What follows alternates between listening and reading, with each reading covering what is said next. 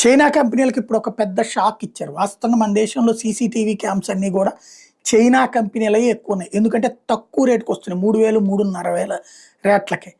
అలాగని నిషేధం పెట్టడానికి కుదరదు. అంతర్జాతీయంగా మన ప్రపంచ వాణిజ్య ఒప్పందంలో ఉన్నాం కాబట్టి. కాకపోతే మన రూల్స్ పాటించాలని అడగచ్చు. ఇప్పుడు సీసీటీవీ క్యామ్స్కి సంబంధించి భారతదేశం కొత్త రూల్స్ ఫ్రేమ్ చేసింది. హార్డ్వేరు, సాఫ్ట్వేరు సోర్స్ కోడ్ గవర్నమెంట్కి ఇవ్వాలి. బా ప్రభుత్వ ఇది భారతదేశపు ప్రభుత్వం యొక్క ల్యాబుల్లో టెస్టింగ్ చేస్తాం, ఆ తర్వాత ఎలవ్ చేస్తామని చెప్పింది. వీళ్ళు ఏం చేస్తారంటే టెస్టింగ్ చేయడం అనేది మస్ట్.